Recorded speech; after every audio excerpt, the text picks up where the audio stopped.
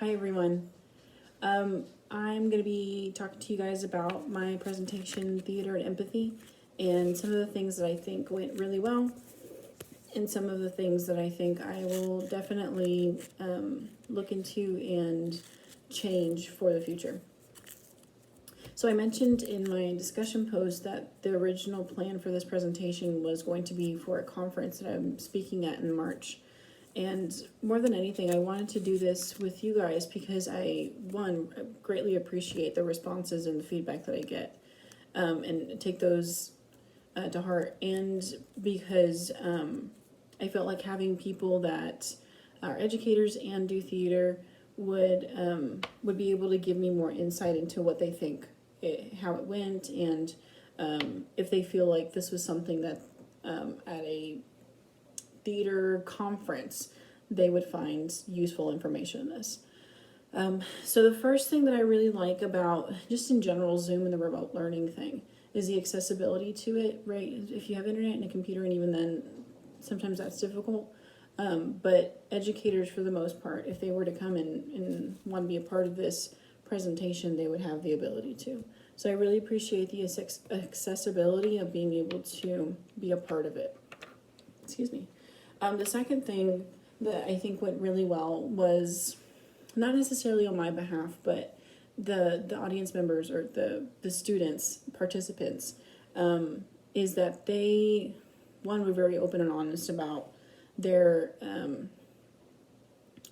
dealings with empathy now in the workplace and in the classroom, but also they were people that do theater or have done theater, and they have that background, that understanding of how empathy is taught and learned within theater, and maybe without realizing it. But that worked out to my benefit, I think, as we got into conversation, and as well as after the presentation, we stayed on and talked more about our experience with theater and learning about other people's backgrounds and being comfortable with diverse backgrounds and all that good stuff. Some things that I think didn't work, and this is just my personal opinion, I'm not in love with PowerPoint, like having it in the background as I speak. I do that for the classes that I teach at the college, but I do that because I'm catering to multiple, students that have different learning needs. On top of the fact that they don't turn their cameras on for me. So having them watch something instead of just me gives them something to look forward to, and it's easier for them to write notes. But with this, I feel like the PowerPoint can be sort of distracting. But again, it can be useful for people that have the different type of learning needs. But I think for me, I need it personally. I need it because if I don't write something down, I'll go on tangents. And having the PowerPoint keeps me on track. But I also feel like it becomes really distracting, especially in this type of conversation. The other thing that I wasn't really sure about is if there was a very clear cut point of who the intended audience was. And I think it has a lot to do with the fact that the intended audience, when I first did this, was for educators within the college district that I work for, and the high school. I'm so sorry, my dogs are working, and the K through 12 educators in the districts surrounding the college that I work for. So it was meant for educators.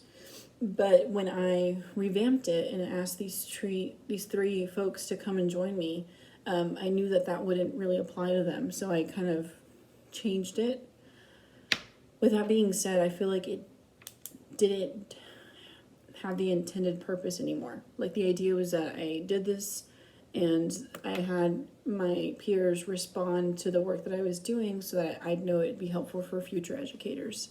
And I feel like the intended audience got kind of messed up, discombobulated a little bit, because I had to revamp it, and I don't feel like it was as clear as it was at the very beginning when I was, half of that PowerPoint that I present weren't included because the presentation that I was supposed to give was all about trading activities and strategies that help build empathy in the classroom, for educators.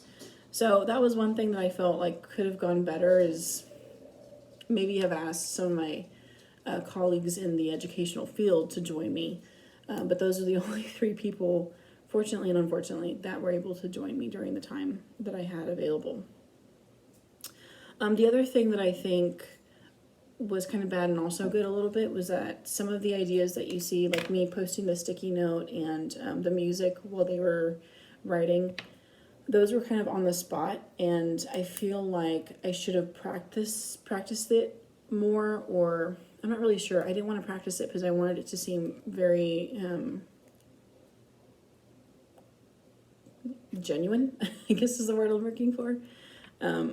So this idea of like sticky notes and the music playing in the background, I think there needed to be more, I don't know, consistency and more, less choppiness, I guess is that the word, that's the word I'm looking for. I feel like it was a little choppy because I kept adding stuff. But I don't know, that was just my personal opinion, because after I went back and was thinking about it, I thought, that was a little weird that I did that, and why did I do that? I'm very happy with it because I think it worked in general, and I know my students, when I do stuff like that, like it, but I think in that moment it felt very, oh, really quick, let me do this.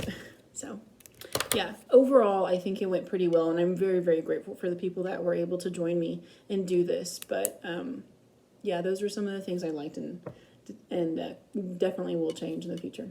Thank you, guys.